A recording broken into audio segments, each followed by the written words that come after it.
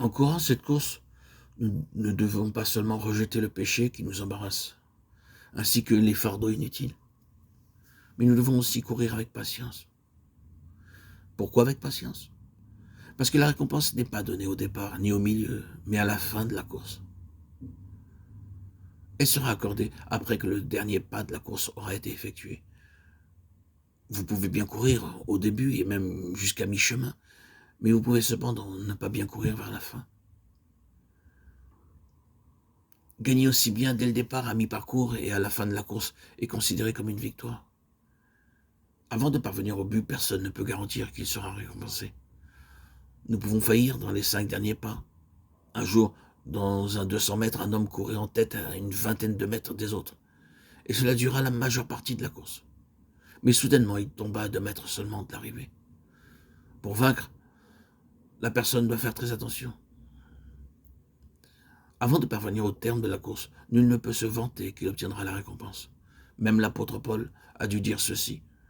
Ce n'est pas que j'ai déjà remporté le prix ou que j'ai déjà atteint la perfection, mais je cours. Philippiens 3,12. Si cela fut vrai de Paul, qu'en sera-t-il alors de nous-mêmes? Que signifie ce mot courir dans cette portion de verset, courir avec patience la course? Courir, ce n'est pas demeurer immobile ni marcher lentement. Courir signifie avancer rapidement. Courir, c'est mettre le moins de temps possible pour parcourir une grande distance. C'est pourquoi nous devons courir vite. Étant donné le nombre de participants dans la course, la personne doit courir en tête si elle désire obtenir la couronne. Qu'une personne gagne ou qu'elle perde dépendra de la capacité avec laquelle elle aura couru, ou au contraire, de la lenteur de la course. Si elle perd son temps et vagabonde sans but, sa course est vouée à l'échec. Ce passage de Hébreux 12, 1, 3 nous dit aussi de courir la course qui est devant nous.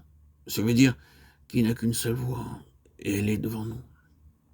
Nous ne pouvons pas choisir le chemin selon nos préférences. Nous devons courir la course que Dieu lui-même a placée avant nous.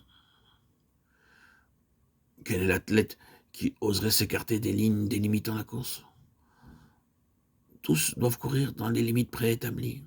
C'est la signification de 2 Timothée 2,5 qui déclare « L'athlète n'est pas couronné s'il n'a pas combattu suivant les règles, c'est-à-dire selon les lois. » Combien cela est triste de voir que beaucoup de croyants courent avec zèle, mais qui ne courent pas dans la course que Dieu a préparée pour eux. Notre zèle, notre travail et notre activité ne peuvent pas se substituer à l'autorité de Dieu et à sa volonté. Courir hors de la volonté de Dieu mène à la ruine. Puisque le Seigneur a préparé la course qui est devant nous, nous devons la courir avant de recevoir la récompense.